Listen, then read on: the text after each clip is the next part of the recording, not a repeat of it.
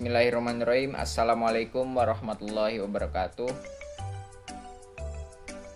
Perkenalkan, nama saya Muhammad Hilman Suyuti dengan NIM 20070161148. Di sini saya akan memaparkan hasil analisis film Tarzan Menpar. Film Tarzan Menpar menceritakan tentang seorang anak yang bernama Ishan yang dianggap payah dalam urusan apapun di sekolahnya karena tidak bisa membaca dan menulis, dan setiap pelajarannya mendapat nilai jelek. Dia hanya melihat dunia dengan imajinasinya saja. Sampai akhirnya ada seorang guru baru bernama Ram Shankar Nikum. Guru Ishan yang bernama Ram Shankar melatih Ishan sedikit demi sedikit dengan cara melatih membaca, menulis, melukis, dan belajar menghitung dengan cara naik turun tangga. Hingga akhirnya Ishan bisa seperti layaknya anak-anak lain. Ram Shankar Nikum ingin menunjukkan kepada orang-orang bahwa Ishan adalah anak yang berprestasi dengan mengadakan lomba melukis yang diikuti oleh semua siswa.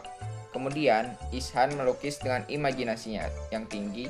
Setelah juri menilai, ternyata lukisan Ishanlah yang terbaik dan Ishanlah yang menjadi pemenangnya. Dari film tersebut diperlihatkan tentang kesulitan belajar kehidupan seorang anak yang mengidap disleksia. Apa itu disleksia? Disleksia adalah sebuah gangguan dalam perkembangan membaca yang umumnya terjadi pada anak menginjak usia 7 hingga 8 tahun. Ditandai dengan kesulitan belajar membaca dengan lancar dan kesulitan dalam memahami meskipun normal atau di atas rata-rata. Ini termasuk kesulitan dalam penerapan disiplin ilmu fonologi.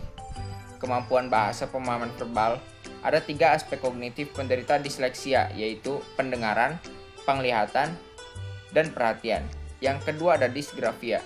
Disgrafia adalah kesulitan dalam menuliskan atau mengekspresikan pikiran dan perasaannya ke dalam bentuk tulisan.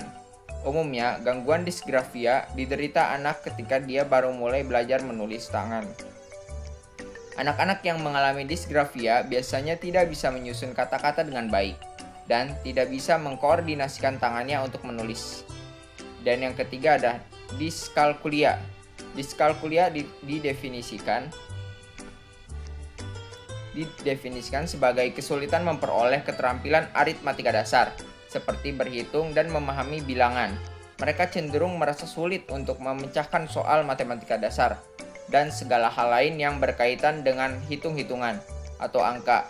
Mungkin juga mereka sebenarnya memahami logika di balik matematika, tetapi tidak bagaimana atau kapan menerapkan apa yang mereka ketahui untuk menyelesaikan soal matematika.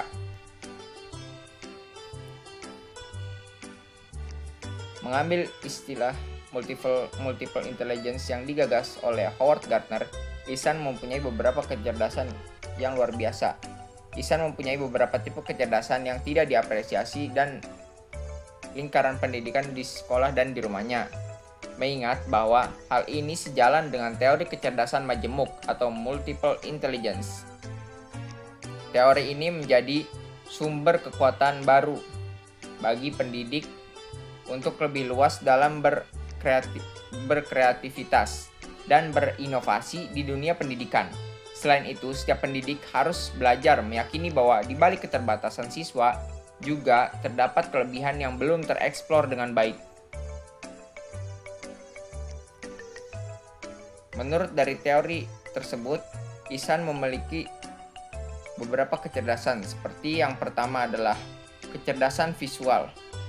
Kecerdasan visual adalah kemampuan untuk mengindra dunia secara akurat dan menciptakan kembali atau mengubah aspek-aspek dunia tersebut. Dapat dilihat bahwa Ishan mempunyai kemampuan menggambar dan melukis di atas rata-rata. Dia juga memvisualisasikan apa yang dia pelajari melalui imajinasinya yang sangat kreatif. Yang kedua ada kecerdasan alam. Kecerdasan alam adalah kemampuan untuk mengenali dan mengklasifikasi aneka spesies tumbuhan atau flora dan hewan fauna dalam lingkungan. Dapat dilihat dari perilaku Ishan, ia sayang sekali pada binatang dan memelihara ikan di akuariumnya. Ia sering memperhatikan tingkah laku binatang bahkan menirukannya.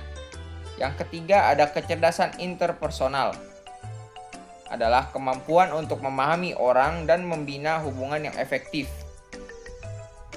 dengan orang lain. Dapat dilihat bahwa Ihsan adalah seorang perenung dan pemikir. Perasaannya juga sangat sensitif. Ia memikirkan apa yang salah dengan dirinya hingga semua orang mengecapnya buruk, kecuali ibunya yang juga tidak tahu kelainan apa yang dia alami. Yang keempat ada kecerdasan intrapersonal. Kecerdasan intrapersonal merujuk pada kemampuan untuk membangun anggapan yang tepat pada seseorang. Terlihat ketika Ihsan menginterpretasikan sebuah puisi yang dibacakan oleh salah seorang teman di kelasnya. Ihsan menjelaskan puisi itu seperti seorang sastrawan. Sayangnya gurunya menolak jawaban Ihsan. Baik, cukup sekian presentasi dari saya. Kurang lebihnya mohon maaf. Assalamualaikum warahmatullahi wabarakatuh.